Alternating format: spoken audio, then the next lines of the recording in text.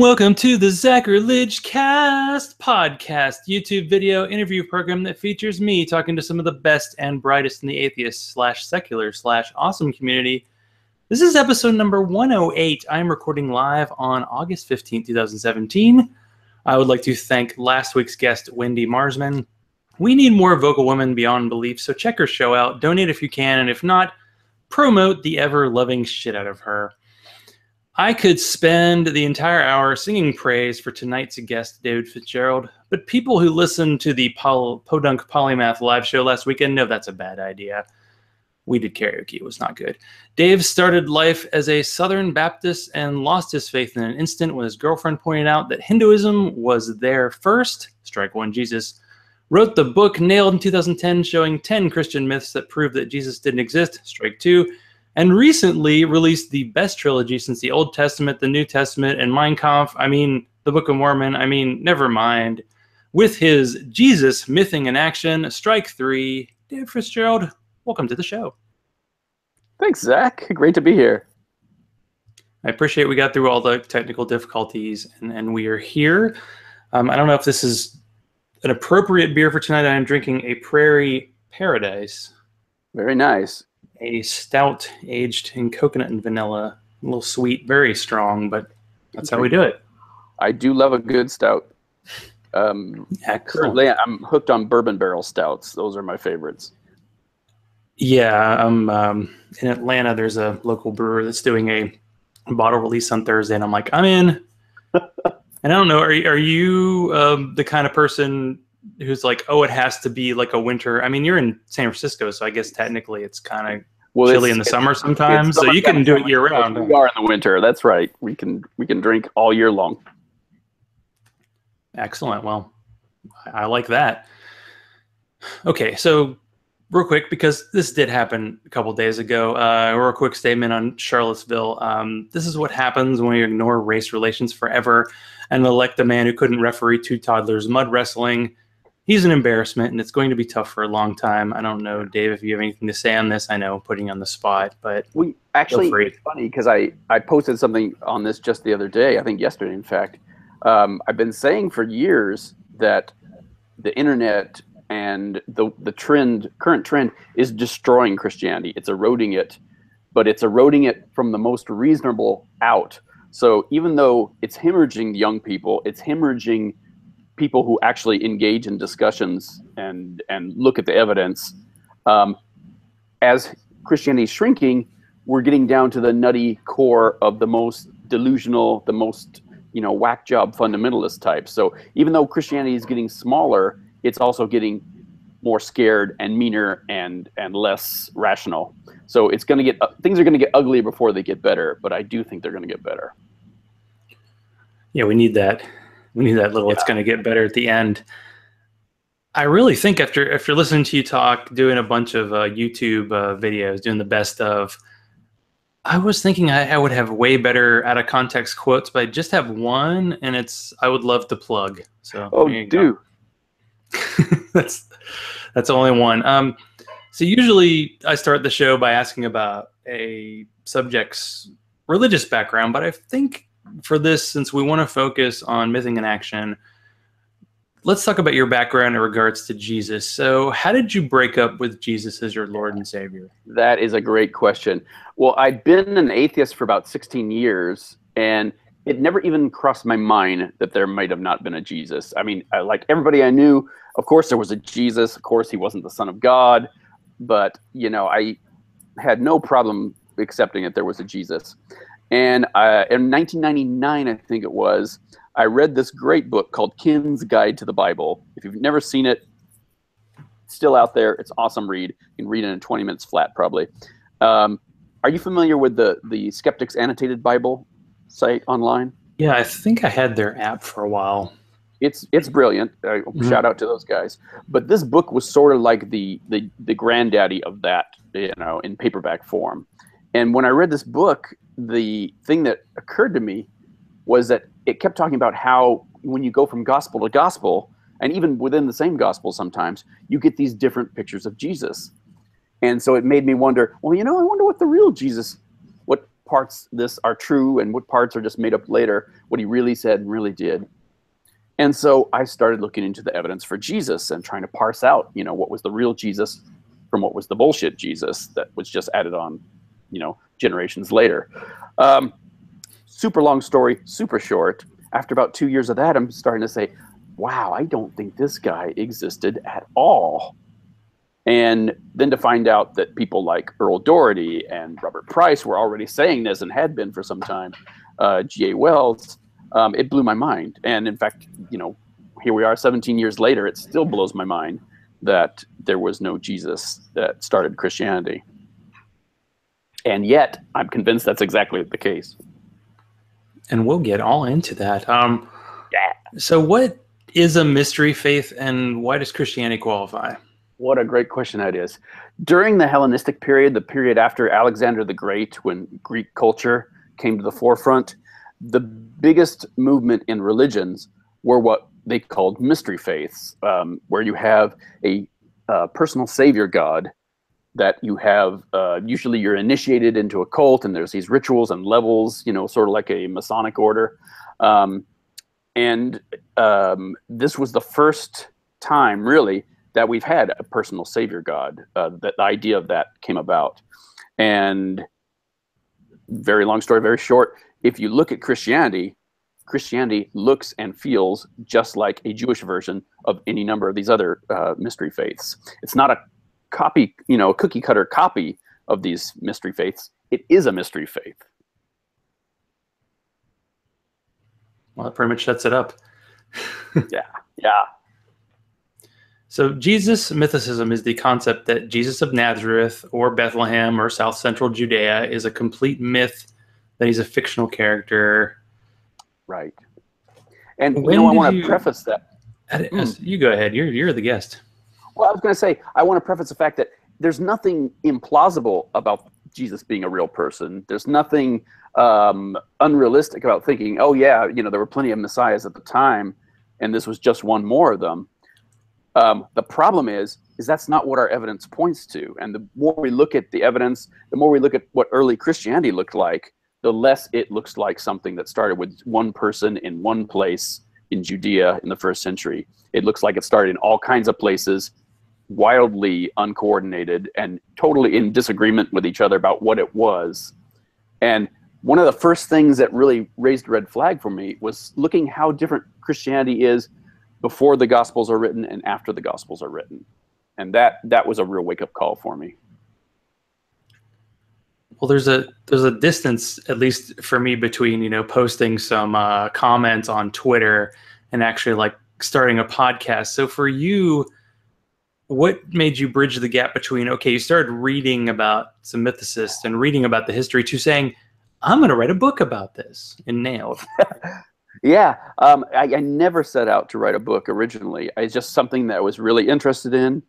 And I've always been really active in the atheist community in San Francisco, in the Bay Area. And a friend needed a program for one of his monthly meetings. And I said, well, you know what? I've been doing a lot of reading up on this Jesus myth thing. I can do a talk about that. So I did this little talk about that, this little 8-minute, 8-page thing for a half hour. And it went over really big. Somebody else asked me to do it. Somebody else asked me to do it. And then they started asking when the book was coming out. And I just thought that was hilarious. I thought, well, it's 8 pages for this 30-minute thing. So I guess a book would be, I don't know, 30 pages, 50 pages, 60 pages. And I wound up writing a book that turned out to be about 666 pages. My book agent was found that very funny that it was 666 pages. And started shopping that around New York. This book that was going to be called The 10,000 Christs and the Evaporating Jesus. And long story short, through thick and thin, I wound up cutting that down to a 100-page essay for a biblical scholarship contest. And when that was done, I wound up blowing that up into a 250-page book, and that became Nailed. So it was a very long, convoluted process that never meant to be a book in the first place. So do you have a favorite of the 10 myths that you used in Nailed? Um, I think my favorite chapter actually is the penultimate chapter called "Can Jesus Be Saved?" where I talk about these things would have to be different about early Christianity, about the New Testament, about first century history. If these things were different, then I would have a much less hard time believing there was an actual guy named Jesus. Well, you wrote the book, and it came out, and you got a lot of course, comments from Christians and historicists, at least one that I can remember, but it was actually the atheists who kind of gave you the blowback, who said, no, we still think Jesus is real. Yeah, so and even though the book was really popular in atheist circles, that was what freaked me out the most. It's like, what are all these atheists over here doing? I mean, disagree with me, that's fine. That's not special. But these guys were going after me as if I was, Eric von Daniken or something, selling, the anti-vaxxer literature or something like that. And it finally occurred to me that that's exactly what was happening. They were lumping Jesus denial in with Holocaust denial and moon landing denial and flat earthers, on the assumption that all historians agree with it and all secular historians agree with it, and therefore it must be pseudoscience to argue with that. So I will say that was in 2010 that I started getting blowback. And actually, the blowback I got from atheists is why I wrote this new book, Jesus, Mything in Action. It was to answer the questions I get from atheists. And I have to say, the difference in the reaction now in 2017 is so much more positive than it was in 2010. Almost overwhelmingly different in just that 7 years since the book came out. So there is definitely a sea change going on. Well, what were some, I guess, lessons you learned from, I guess, the feedback you got that kind of made you say, okay, I'm going to do this follow-up and I'm really going to bring it, especially with word count? Yeah. Oh, with word count and with footnotes, because some of the things said, oh, he doesn't do any footnotes. Said, oh, you want footnotes, do you? So yeah, I went totally crazy with footnotes in this one. And in fact, the book didn't mean to be 3 books. It's volumes 1, 2, and 3. But originally, I was just doing 1 book. It was gonna be the follow up to the same series that I have my Mormon book in. And when I was done with it, it was the same problem with the original book of Nailed. This is almost 900 pages long. So we had to drastically make that user friendly, and I decided to go with 3 user-friendly sized books than 1 big monster book. But the arguments are all aimed at your average atheist, who doesn't really have a dog in the hunt, doesn't really care one way or the other, but thinks there was good evidence for Jesus. And I start out by saying, first of all, by talking about some of the behind the scenes in biblical studies, especially Jesus studies in the last 10 years or so. And I go turn the question on its end and say, okay, let's assume there was a Jesus. What can we know about him for certain? And the first question you have to ask is, what is our source for anything we say that Jesus did or was? And how reliable are those sources? And are they really saying what we've always been told they say? And when you put it that way and look at what our sources are, and it becomes really obvious that all our sources, that our biographical sources, all eventually distill down to the very first gospel, the Gospel of Mark. And all the other gospels were taken from that first original gospel, written decades after the time that Jesus was meant to have been alive. It's a lot of pressure on one author. Yeah. Still anonymous. So you show again and again in Jesus, Mything in Action that the so-called evidence for Jesus really isn't there or falls short of what historians think is a verified event.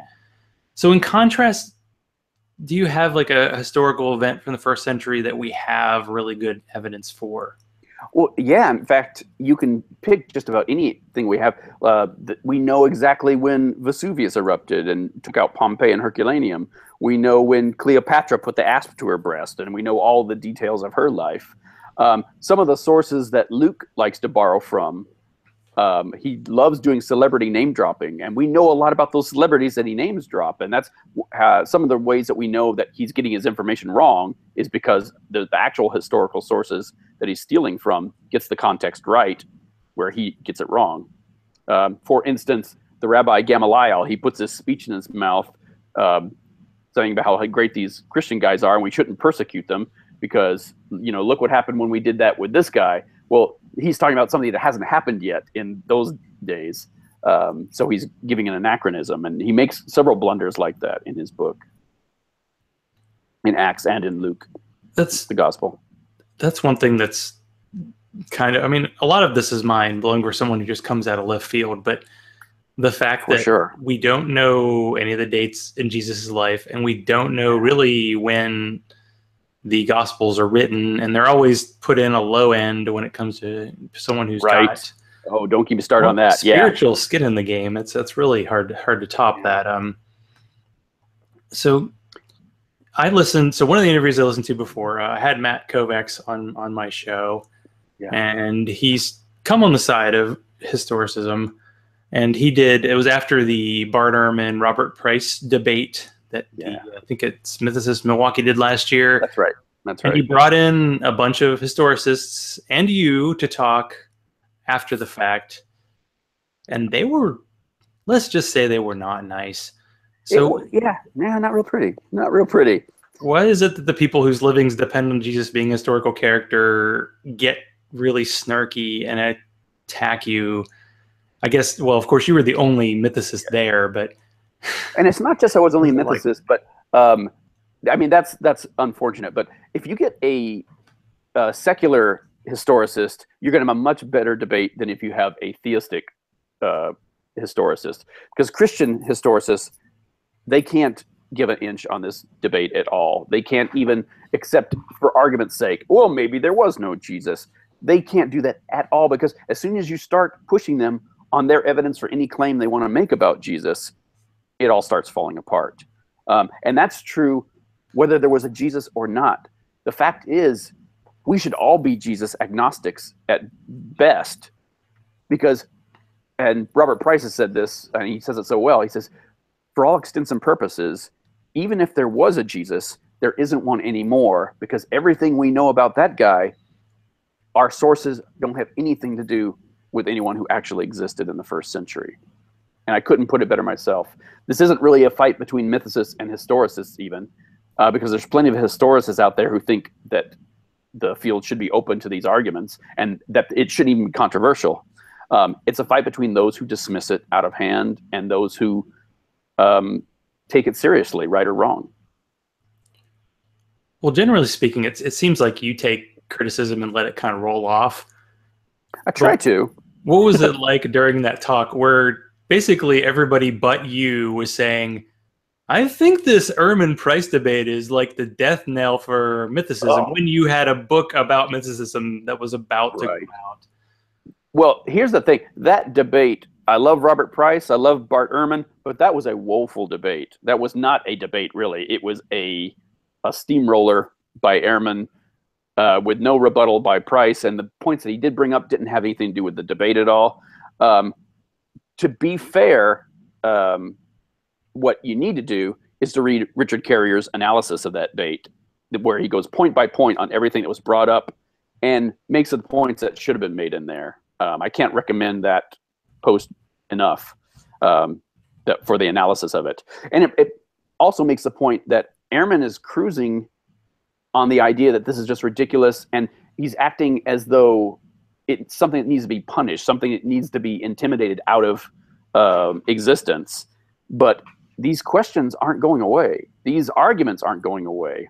30 years ago, the things that were blasphemy were questioning whether the patriarchs existed, whether Moses and Abraham and Joshua existed.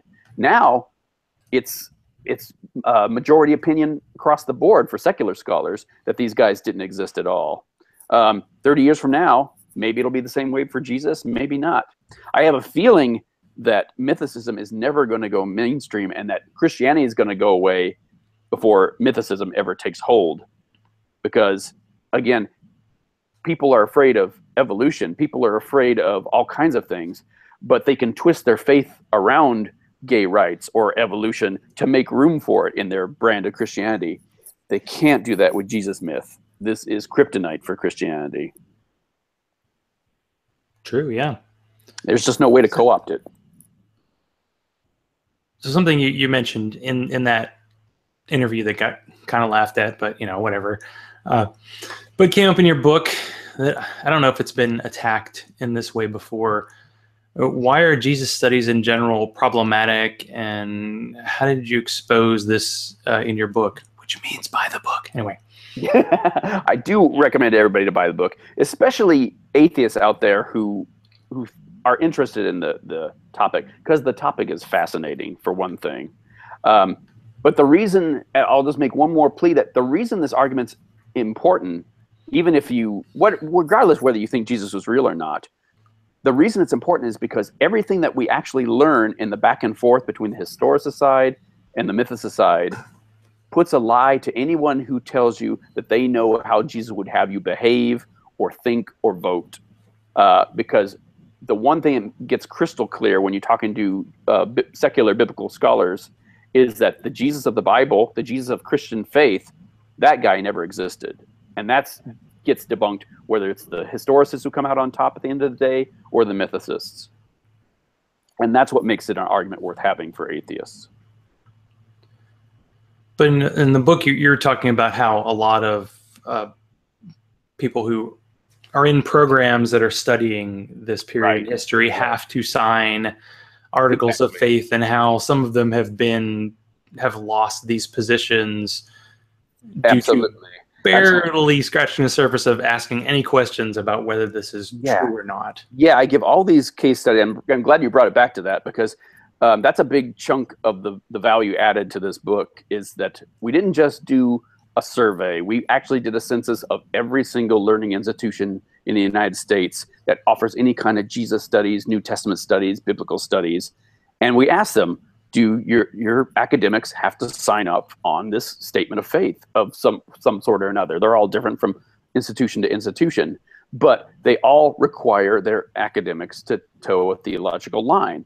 And we just needed to quantify how prevalent is that in the field. And what we found is, not only is it overwhelmingly the majority are in Christian institutions, but of those Christian institutions, a sizable chunk of them require it outright.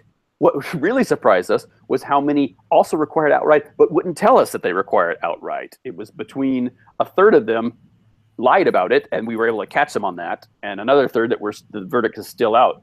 But but overwhelmingly, when you crunch the numbers, that the question's not how many biblical historians reject mythicism, it's how many biblical historians are contractually obligated to reject mythicism.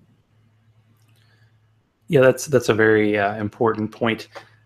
For sure. I wasn't going to do this initially, but I like throwing in some live reads in my show just in the middle, just make it fun, to break it up just a little bit.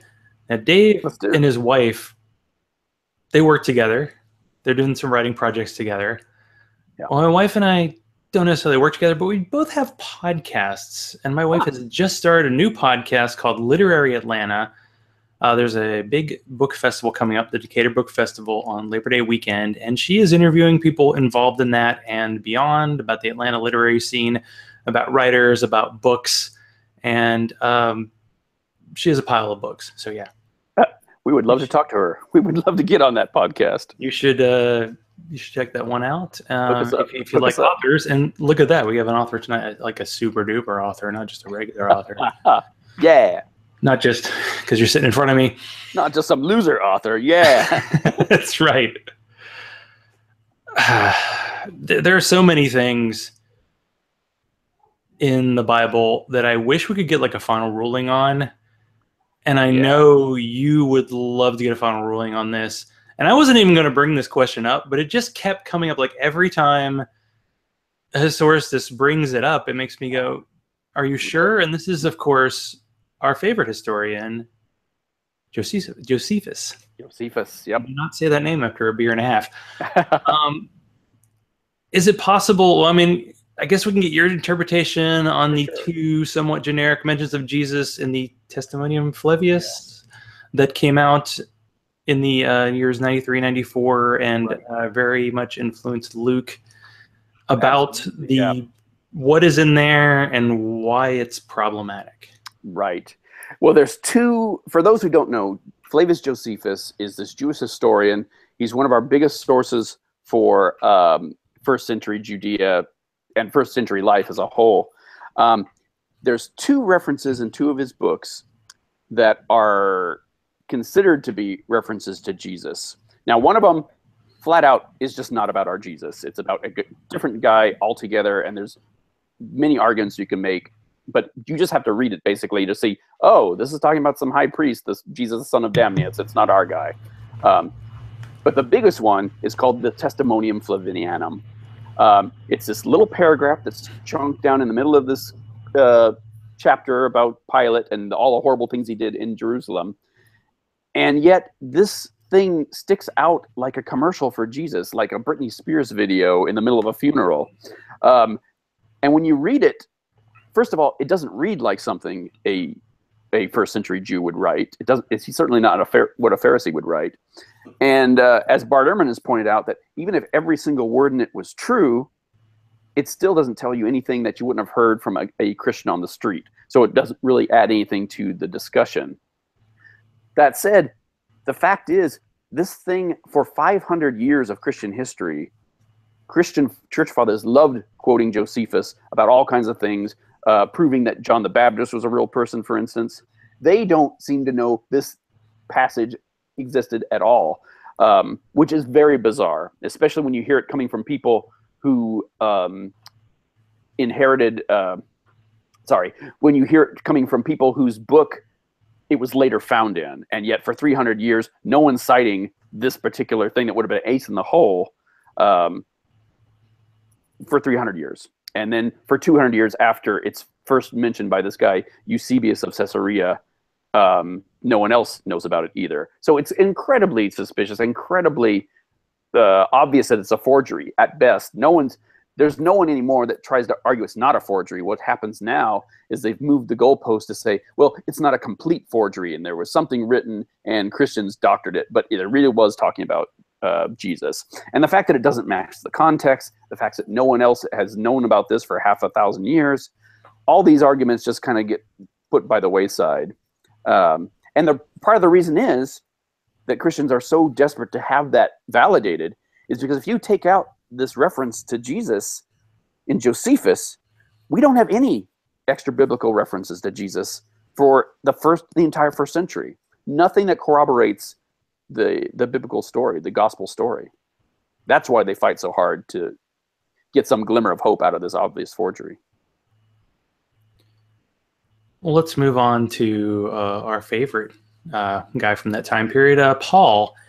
Paul is kind of the first Christian, and he is believed to be real. Now, Robert Price may disagree, but I think you're with the Paul being a real person.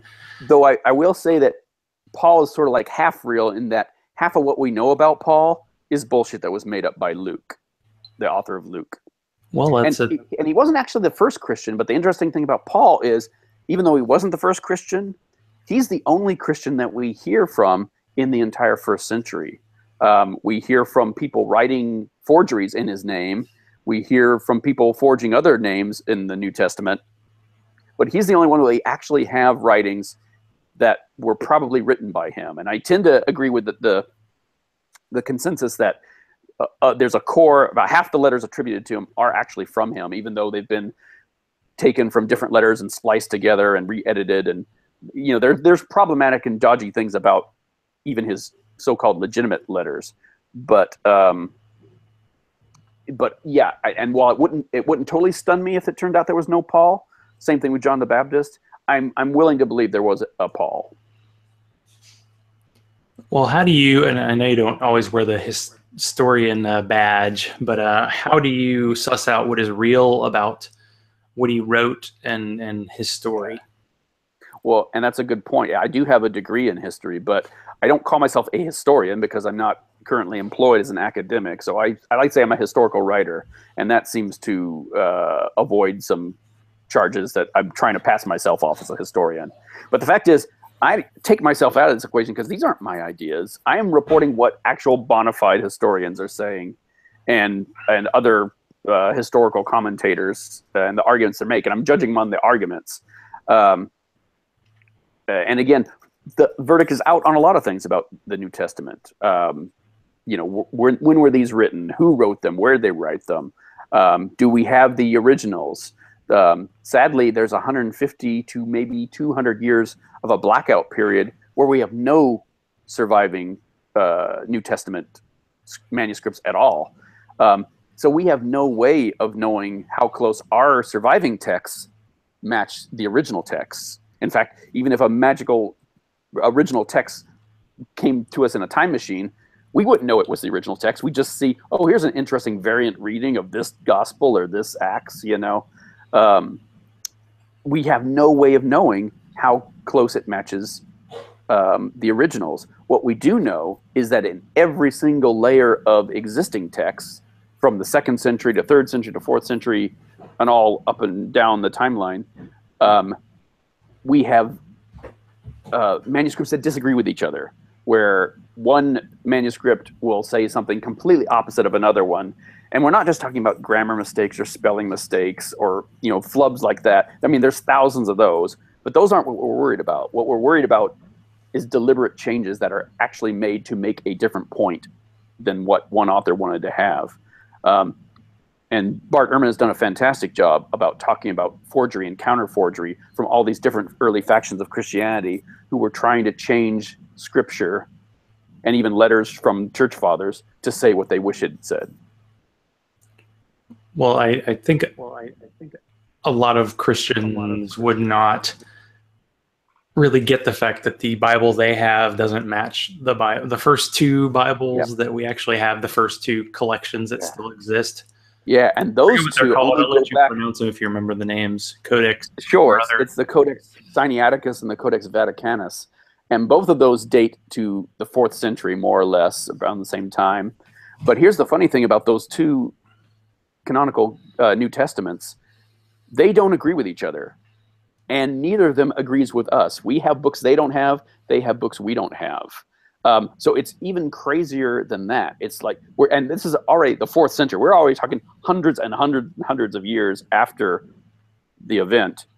That's when our first complete New Testaments show up. And again, they're not the same books as ours. In a way, you could say that we don't have the complete New Testament ever, because the Catholic New Testament, the Greek Orthodox New Testament, the Protestant New Testament, these are all different collections of books. And they're all, every book we have in our New Testament is the result of scholars taking all these disagreeing manuscripts and trying to cram some source, some sense out of them. And there's any number of passages where two devout Bible-believing scholars will have the opposite opinion on which is the original reading, and no way to know really who's right. Well, if you could ask one question to each of the gospel writers, now we'll assume there's one writer for each gospel, what would that be? I would absolutely love to know who they really are, for one thing, and when they were writing, where they were writing. I think my biggest question would be, what's your source for this? Having gone through the Gospels the way we have, it seems really clear to me that Mark, our first gospel writer, knew what he was doing. He was creating an allegory, wasn't trying to pass it off as history, wasn't trying to pass himself off as an eyewitness. He was writing a gospel to explain why Jesus didn't come and save Jerusalem, why God didn't come and save it. And the way he did it was making an allegory and saying, it's as if the Messiah, came, but it was a spiritual victory. Remember Harold Camping saying that the world was going to end, and then when that date came and went, well, it was a spiritual end of the world, And I think that's a lot of that is what happened. There's an interesting question that Price makes. And the first time I heard him make this argument, I thought, oh, that's crazy talk. And then the more I thought about it, the more it makes perfect sense. Not saying this is what happened, but he mentions that John the Baptist shows up in every single gospel. And there's all these questions about, is Jesus really John the Baptist risen from the dead? And he makes a point, well, we know these are myths about Jesus. These are allegories about Jesus. Is Jesus himself an allegory for John the Baptist? And that is a really interesting question, because you've got all these traces of the John the Baptist cult being a rival with early Christianity for at least a good 100 years or so, well into the early 2nd century. What if our church is a spinoff from John the Baptist church? And there's still, even today, the Mandean faith believes that John the Baptist was the Messiah. So best spin off until like Frasier, right? Exactly. I mean, and we'll never know, but these are the kind of questions we have. And this shows the extent of the uncertainty of what we do have. Everything is so mythological. Everything is so allegorical. If there was a real Jesus in there behind it all, first of all, there doesn't seem to need to be any need for one. And secondly, where is he? Because it seems to be myth all the way down. It seems to be allegory all the way down.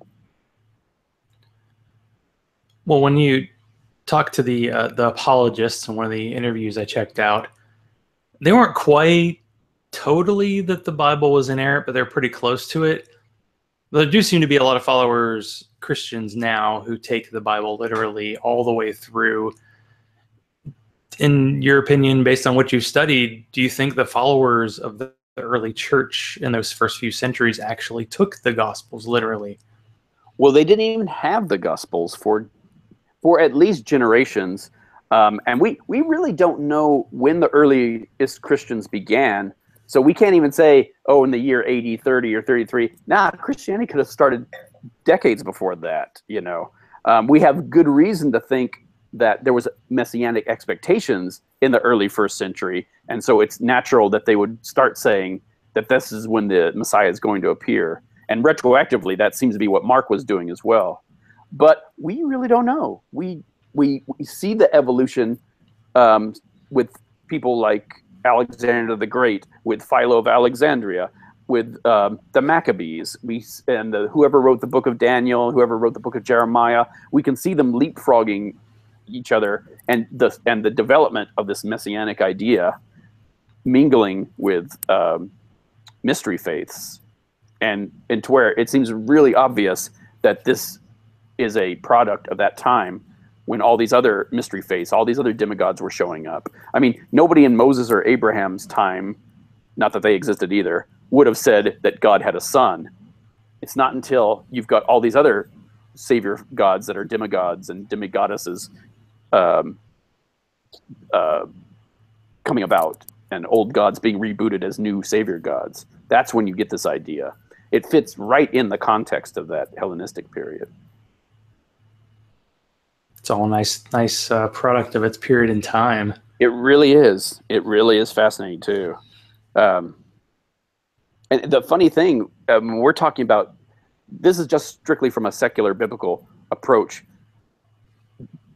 The devout Christians, the things they believe about Jesus, we talk about having evidence for an allegorical Jesus, a celestial Jesus versus a historical Jesus. The things they have, there's no evidence whatsoever for the miraculous Jesus. There's no evidence at all for his trial. It violates everything we know about ancient Jewish law, left and right. So much so it's ridiculous. It's a circus. It's a caricature of a Jewish trial, written by somebody who clearly wasn't a Jew, clearly had never been to a Jewish trial, didn't know anything about Jewish law. Christian biblical scholars have it even worse than the historicist claims. And again, that's why this is such an important argument to have. If it turns out there was a Jesus, it's not going to be because the evidence is overwhelmingly in favor of him. It's because, well, maybe there's a glimmer, a nugget, a kernel. But most of what mythicists are arguing is the same as what the majority of secular biblical scholars are arguing. We just take our conclusion one step further, ultimately. But, there's not that much difference, honestly. You guys just have to take it one step further. It's just how it is. We do. And anybody, I think what will happen down the road is secular biblical scholars are going to admit that at best we don't have evidence for this guy named Jesus, that we all should be agnostics on whether there was one or not, whether he existed or not. That'd be quite a world. Yep. And that's something I don't need Christians barging in and saying, no, it's not. But I think it's important for them to know that atheists are arguing that, and that there's atheists who have good reasons to think that Jesus didn't exist at all, and other atheists who have good reason to think that there was a Jesus, and letting them see, oh, we've got evidence for Jesus, do we? Let's see what it is. Because their Jesus, the Jesus of faith, is the first to go in this battle. It's unfortunate. Well, is it? I don't know. If you're a Christian, I suppose it is. For them, I guess. Yeah. And you know what? It's funny. There's plenty of Christians out there who don't seem to care if Jesus is real. They say, oh, yeah, he was totally real. But I think they would still be Christians even if they thought he wasn't real. The happy version doesn't necessarily have to match with anything in history, probably. Yeah. It feels good. And that's what it feels good. And the funny thing is when they talk about, well, I want to follow the teachings of Jesus. Well, our oldest source for Jesus doesn't give any of his teachings. The Gospel of Mark, that doesn't have any teachings of Jesus. Those develop later from later Christian writers.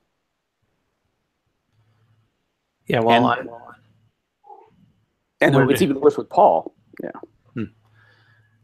I just wanted to, well, we had a moment to throw in that second live read. When I was in Chattanooga at Secular Saturday, I was hanging out with Bobby Carey of No Religion Required, and he said that David Fitzgerald had, texted him and said, hey, what, are we not friends anymore? And that just kept the spark going of, I need to reach out to David and get him on my show. But Bobby is probably the main reason why the show exists, and he and Ashley have been supporting it since episode 1. And I know with the troubles that have been going on in the atheist community and just the general malaise we have right now, everybody's like, why am I doing this show? What's the deal? No one cares. Yeah. But it's important. Keep doing it. As important, I don't know, you can't do a hierarchy, of course, female shows, very important. But shows with a Southern accent, that has a special for me. Someone who's lived in the South for 20 years, hearing people from the South talk about atheism in this area where there are churches every 200 yards. Yep. It's great. So I just wanted to say, hey, and you guys rock, and we will continue. Shout out to both those guys. Because Dave's not getting tired. Nuh-uh. He's got serious stamina. Just running out. So you had, I think another line that I didn't quote before was, virtually all Christian martyr stories are pious fraud. Yes. So speaking of Christian martyrs, why are most, if not all, of these stories bunk? And Ignatius, that one was good. I like that one. Yeah. Well, Candida Moss actually has written an entire book on the myth of persecution. And she is, I believe, a Catholic believer. I think she's still a Christian, but she makes the point that it was Christian scholars who investigated all these martyr stories, long ago, and rejected the vast majority of them. And she, follows their lead to point out that almost every single martyr story we've got from the beginning all the way up to the Middle Ages to even today, there's problematic martyr stories, but the earliest ones we go back, the more clearly they are frauds. In fact, Richard Carrier's book on the historicity of Christ points out that some of our earliest so-called Christian martyrs are actually Jewish martyr stories that have been co-opted and turned into Christian stories. That makes sense. Yeah, it's all about the branding, as they say. Absolutely. I kind of have two questions in here, but I feel like I need to ask them at once and do with them as you must. Hit me. Did Emperor Constantine create the first New Testament, and was his mom the best archaeologist of all time? Well, it's so funny how many people think that Christianity was all invented at the Council of Nicaea, all in the 4th century. Joseph Atwell, who's cranked out that book on Caesar's the Messiah, arguing, and he's not the only one doing this, but those who argue that Christianity was just invented by the Romans as social control, it's like there's so many problems with that. You have to ignore so many decades, if not centuries, of religious evolution, of writers, of entire Christian movements. You have to ignore all that to make that pot theory work.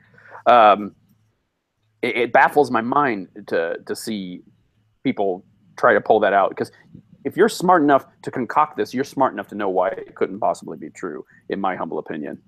Yeah, Constantine, I think we have him to thank for the fact that Christianity stayed alive and became the #1 religion in the Roman Empire. I think for sure that was the crowning moment of Christianity.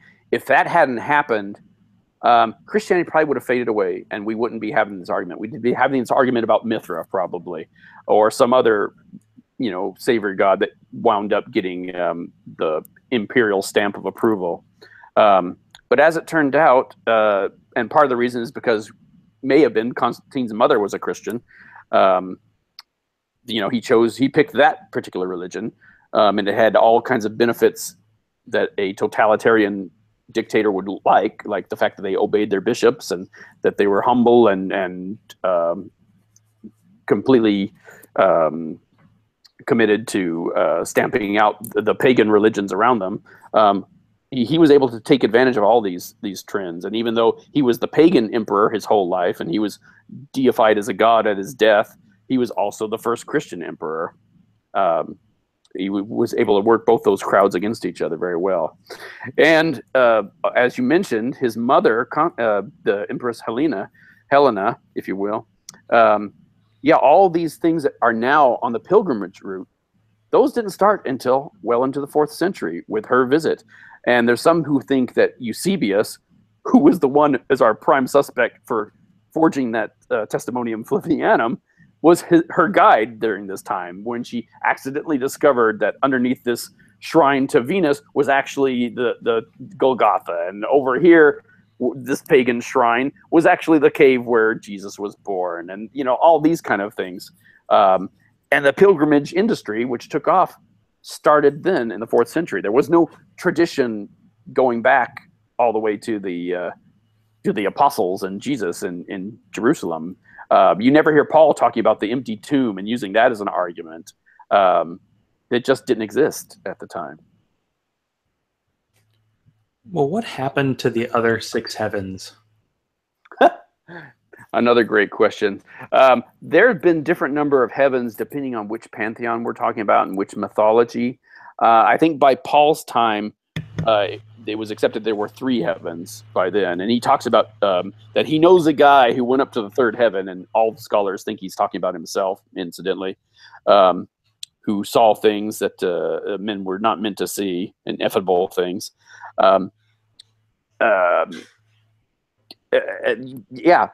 Not only were there 3 heavens, but there was a dome, a firmament over heaven, over the earth, and an underworld where everybody went, regardless of whether they were saved or not in Jewish times, Sheol. And after that, the Greeks separated out, and the Zoroastrians separated out to a good place and a bad place, But all these ideas, these religious ideas, just show the ongoing evolution of Christianity, including the fact that the world is flat, which they held on for a long time, much longer than the Greeks did. And it's still true, according to some. It's still true on the internet. Like, what century are we in? Yeah. Well, that's a question we ask about a lot of stuff. Yeah. Now, I've been asking questions that are based on stuff that are from your book, but I haven't specifically mentioned it. So let's go back to the fact that the 3rd part of your book, the 3rd book, and by the way, I love the fact that on Amazon the Kindle version is $6.66 for each version. I don't know if that was your idea, but it's great. Thank you, sir. So why did you decide to make your third book, or the third part, to be the Gospel according to H.G. Wells? And what was it like for you to decide, like, what historical periods could you visit where you actually could back up what you would see if you did actually have a time machine? Well, that was one thing I hadn't done in Nailed. Nailed talks about, well, this part of Christianity's official story fails. This didn't happen. This didn't happen. This didn't happen. But I don't offer any ideas of where Christianity actually came about, or where I think it came about. And so that's one thing I wanted to do in the third book, was kind of give a timeline for just knowing what we know about the evolution of Christianity. How does that look? And I wanted to do it in a fun way. I wanted to take a note from, you know, Carl Sagan and Neil deGrasse Tyson, and what they did with the spaceship of the imagination, I wanted to do with the time machine of the imagination. And so I took us on a little H.G. Wells time machine safari through the origins and evolution of Christianity, and just point out that Christianity shows up, you know, earlier than we think, in more places than we think, with more influences going into it. And there's just so much more to it than we're told, and happening way before Jesus is supposed to show up on the scene, and going way until after, you know, hundreds of years after the fact. And I wanted to end on a light note. I wanted to, after hitting people with footnote after footnote and all this deep analysis of the Gospels and the New Testament and outside the Gospels, I wanted to have something a little more fun, and I'm really pleased that the readers seem to love it as much as I do. Yeah, I think it was much needed. I mean, it did include the historical facts, but yeah, you get a little bit of almost a sci-fi feeling to it, which is good. I think the people who are going to read your books probably are into that too. I'm guessing the Venn diagram is a nice. I'm hoping so. I am a sci-fi writer too, so I do. I've been told my fiction reads like historical writing, and my histories read like fictional writing. So I'm assuming those are good things. Well, yeah, a lot of historical writings do come off as kind of dry. Yeah. And that's why the credentials might not, you know, everybody's like, oh, the credentials, but it's like, yeah, but your writing style, as you say, you're reporting what the people were coming up with. Exactly. You got to make the words pretty, or else people aren't going to read them. So right. And again, I also constantly am steering people in the books. So like, if you want to learn more about this, here's this book, here's this book, here's this book. I don't try to pretend that I invented all this stuff. In fact, I mean, I go all across the theological spectrum whenever I can and see, this is what Christian scholars are saying as well. You know, not to make it sound like this is just some, you know, this is some crazy atheist over here invented this. It's like, this stuff here, this is actually, you know, majority opinion of everybody across the board. So whenever I'm talking about something that's not controversial in any circle, I try to point that out too, just to drive home the fact that these aren't pariahs spinning some crackpot wheels, because there's a lot of crackpot mythicism out there. Joseph Atwill, I'm looking at you when I say that, you know, and there's guys from the Victorian era who were debunked a long time ago, and their ideas are still popping up, you know. But that doesn't mean that mythicism is bullshit. And I'm happy to put mythicism through the crucible and see what, you know, goes through and what doesn't, and toss the stuff that doesn't go through. When Bart Ehrman wrote his book, Did Jesus Exist?, mythicists like me, we weren't disappointed with it because we thought he was going to agree with us. We were disappointed because we thought this was going to be the best defense of historicity, and it was going to clear all this dead wood of all the crappy mythicism out there. And it wasn't. He just phoned it in, and it's probably the weakest book he's ever come out with. And one reason I can forgive him for that is because at the same time, he was working on Forgery and Counter-Forgery, this massive 700-plus page book. That's one of the best things he's ever come out with. So, I mean, I'm sure he hates when I say this, but I've been saying for 20 years almost that he's one of the best, such a staunch historicist, he's one of the best mythicist writers out there. Because almost everything he's arguing makes as much sense or better sense on the mythicist front than it does on the historicist position. I'll let you check because you know him better than me, but didn't Bart Ehrman admit in that debate with Robert Price that he had changed his mind on, I think it was the empty tomb, about how he didn't think it existed? It was like we at least saw something where like his opinions were changing over time based on what he had studied. I mean, if you look at his books he's written since Did Jesus Exist, you can definitely track where he's backing away from claims he made earlier and saying, oh, yeah, these things that I thought were established facts, it's clear that he doesn't think they're as established as well as he thought he did. And that's another thing I've been saying is, like, I can't wait to see what he's writing in 5 years or 10 years, because he does seem to be realizing that he's out on very shaky grounds. I don't know if you've read Raphael Ladister's book, Jesus Did Not Exist, but he really takes Ehrman to task for relying on these hypothetical sources that not only do we not have, not only do we not know if they agree with him, we don't even know they existed in the first place. And that's huge, a huge admission. Yeah, I think there was something about Jesus history, and it was something about Q, and I was like, I'm not sure if Q really happened, and it was like, no, it really did. It's like, this is a theoretical source. I mean, absolutely. You and not only that, say you thought it existed, but that's all you have right now. But exactly, even especially when they pretend they can trace out levels of Q and strata of Q, when all you have to say is, oh, well, that's the part where Luke is stealing from Mark and from Matthew. Boom. That's, if you want to go by just simplest explanation at all, there's your simplest explanation right there. But, you know, it doesn't make it true, but it certainly is a lot more elegant and explains a lot more than trying to say that we have sources we don't have. Are there some sources that we know exist back during the era? Like some of the books that were like attacking Christianity back in the day that were like quoted by early Christian fathers that you wish you could access now? Yeah. And would it help our understanding of that period of time? It probably would. I mean, that's when you talk about the wish list, I would love to see our original Christian writings. I'd love to see all the Christian writings, not just the ones that made the cut, but all the ones that were being cranked out in the 1st century and the 2nd century. See when they first started, what things they were saying originally about how differently Christianity was. I'll give you an example. The Nag Hammadi library, which was written in the 4th century or the 3rd century and buried, if we hadn't discovered that, you know, in the 1940s, we would have no idea how the Gnostics, how widespread and how different there were Christians were that believed things that we wouldn't even recognize as Christianity. And those, we just lucked out that those few barrels of those clay jars of scrolls were saved. There's an ocean of Christianity out there that we only have hints of, that things that you can talk about in the New Testament where they're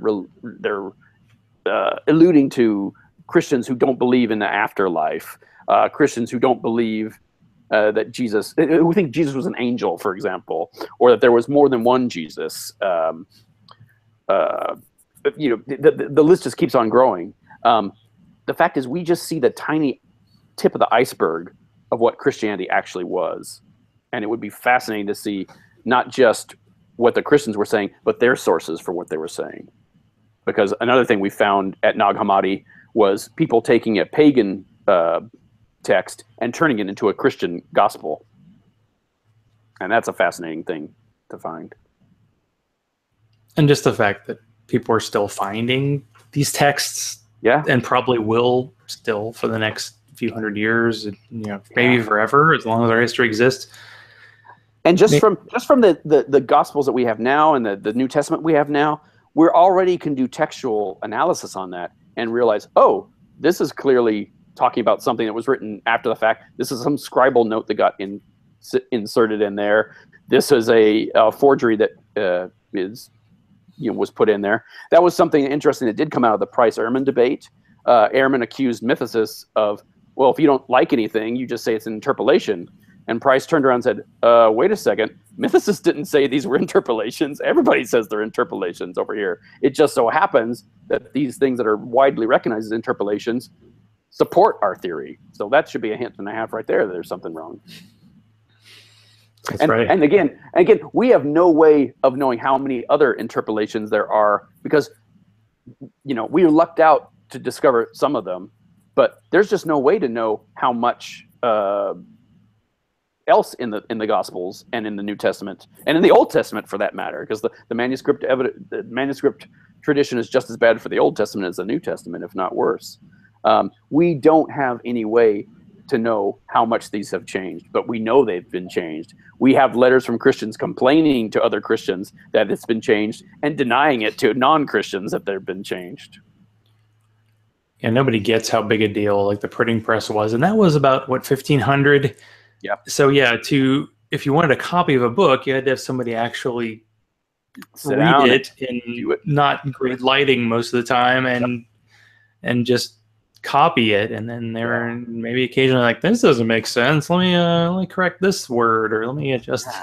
And we have margin notes too. We have margin notes where they say, let's change this to this reading here, and instructions on how to change this word to this other word to make it more sound like something that they wanted it to say. It's outrageous.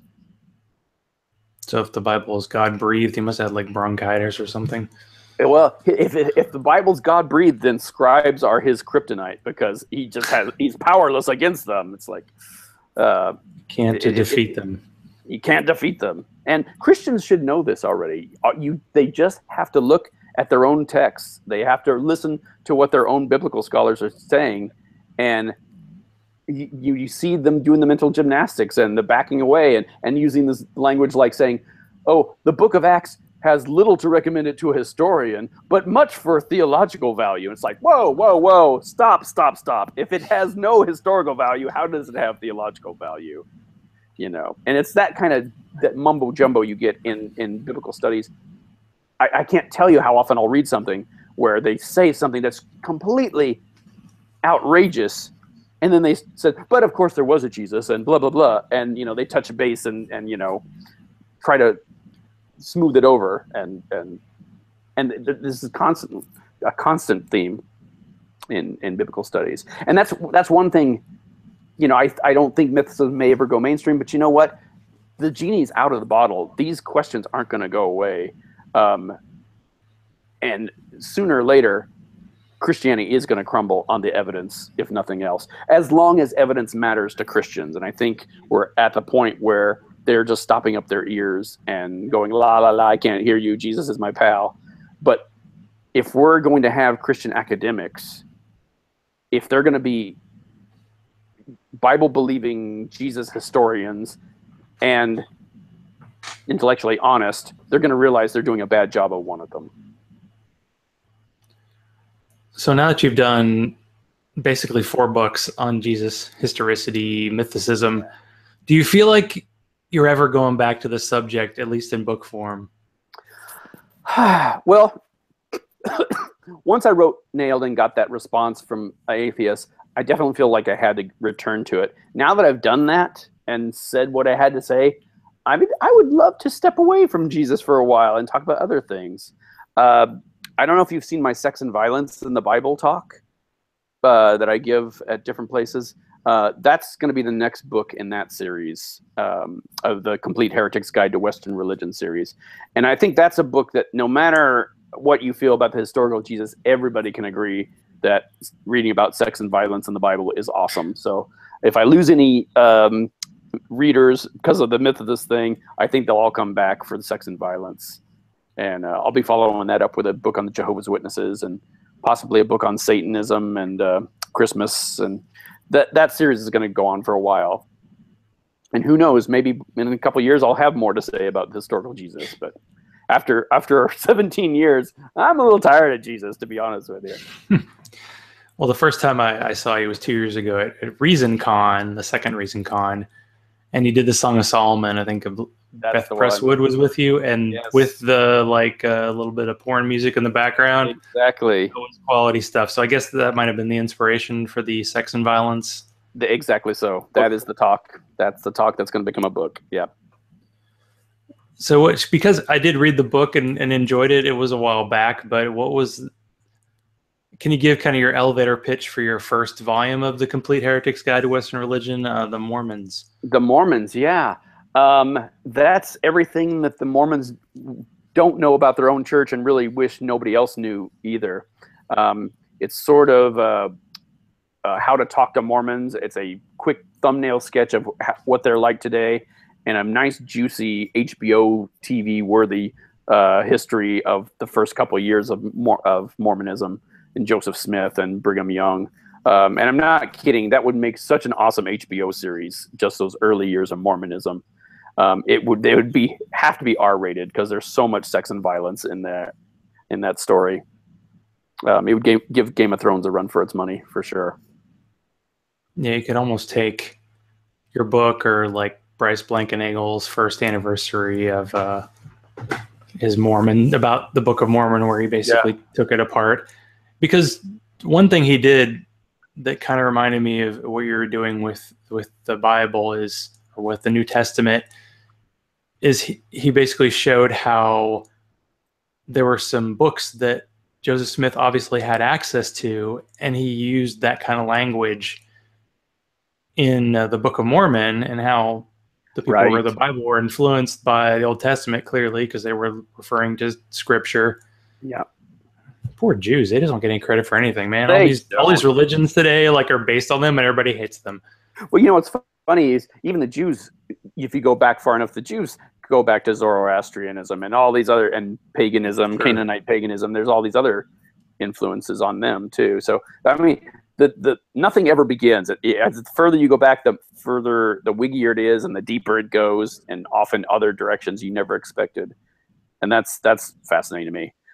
One thing that's happened to me just as a total side effect of doing the Jesus historicity is I can't tell you how many times a Buddhist or an ex-Muslim has come up to me and said, you know what, we're having these exact same discussions in our circles about the historicity of Siddhartha or Muhammad. And that blew my mind. It's like, you've got to be kidding me. They don't think Muhammad existed either. And when they tell me their reasons for that, it's like, oh, okay, now I see it. That's making a lot more sense now. Because the evidence trail for Muhammad is just as shaky as that of Jesus. Yeah, it's another similar, like, oral histories, the weird myth we have, like, oral histories are better attested to. Like, I know people updated. I mean, when you have your family members tell stories, they adjust it based on the audience, right? And wouldn't that be the case?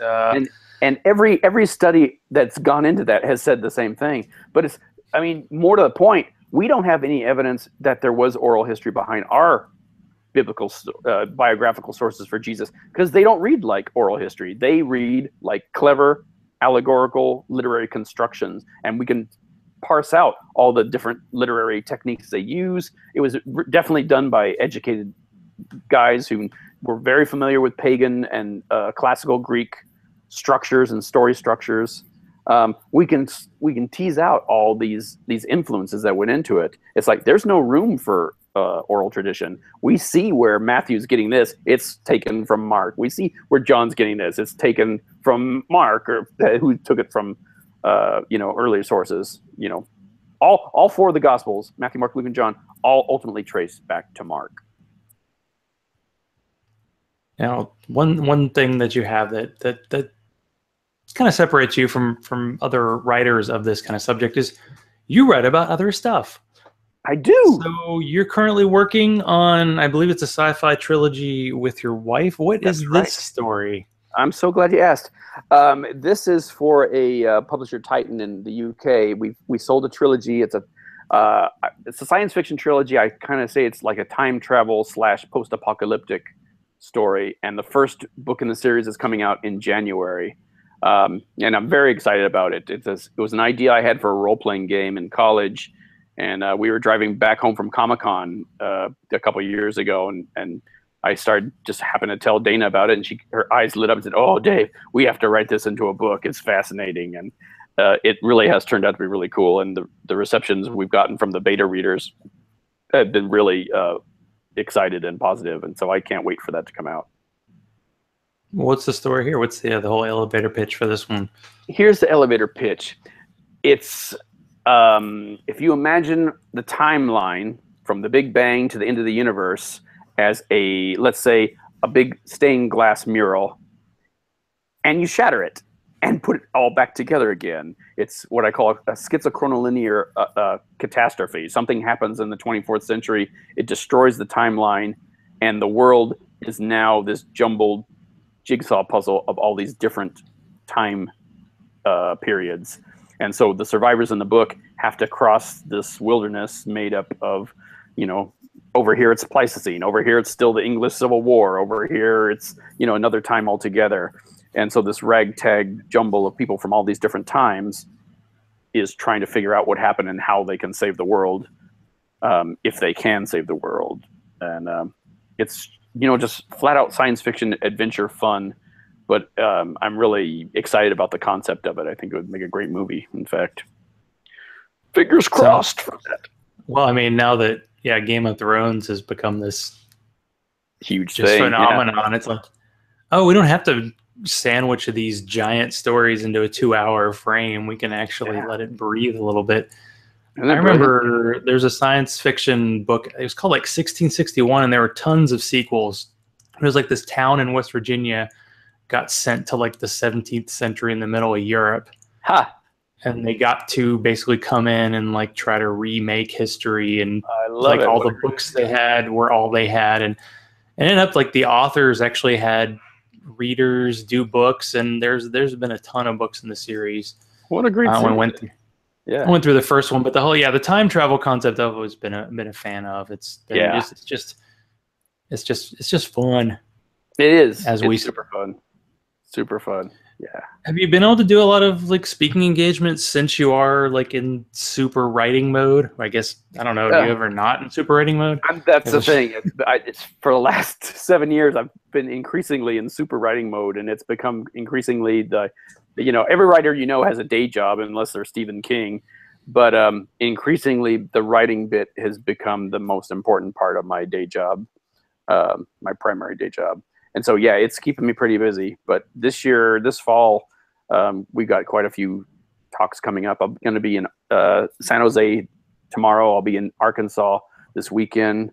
I'll be at Mythicism Milwaukee this year for the premiere of Batman versus Jesus, the film that I'm in which is totally worth checking out. If you're anywhere near Milwaukee, I would say head out there. Trying to think of anything that's coming out near you anytime soon. You're not going to Dragon Con? There is some work with Margaret Downey. I think eventually she's going to try to get me to Dragon Con, if not this year, maybe next year. I would love that. Love that to happen. But I think right now Northwest Arkansas is the closest I'm getting to Atlanta. Though we need to work on that. There's plenty of people in Atlanta I'd love to talk to. So if there's local groups out there, shoot me an email and we'll talk. We'll make it happen. Sounds great. I think it'd be a lot of fun. I would love that. Okay. We didn't talk for like 3 hours, but that's all right. I feel like usually an hour, but occasionally we it's like a glass of wine, let it breathe a little bit. There you go. So how can people find you and find all your works and get in touch? The easiest way to find me is on Facebook. Just look up David Fitzgerald, or look up The Complete Heretic's Guide to Western Religion or Nailed, any of those books. And until I sit down long enough to have somebody help me crank out a website, that'll be your best bet. You can always contact me by email at everybodylovesdave@gmail.com. And again, I'm happy to go anywhere and speak to any groups at all, even Christian groups. So if you've got somebody in your neck of the woods that wants to do it, let's talk, because I'm happy to do it. Sounds great. You never lack for things to say, that's for sure. Thanks. Okay, so for people who want to support this show, just look at the bottom of the notes here. You can see how to spell. Be like Bobby, Hugh, Teody, Marissa support the show on Patreon, patreon.com/Zachrilege, Zachrilege. After 2 beers, I can spell it, so can you. Follow me on Twitter at Zachrilege. Like the Zachrilege Cast page on Facebook. Someday I need to be like Dave and get a website, but not yet. Send all hate mail to zacrilege.cast@gmail.com. So thanks to Dave for being on tonight. Excellent guest. You should have him on your show, other people. No, you shouldn't. Can't top it. This is it. He's going to retire from podcasts after this. I don't think that's going to happen, but I can pretend that it's going to happen. So for the listeners, stay safe. If you need to chat, I'm available. If you're an atheist and feel alone, you're not alone. It's sucky times right now, so please reach out. Let's chat and get that human connectiveness that keeps people coming back every Sunday. Stay skeptical. I love all y'all, and good night.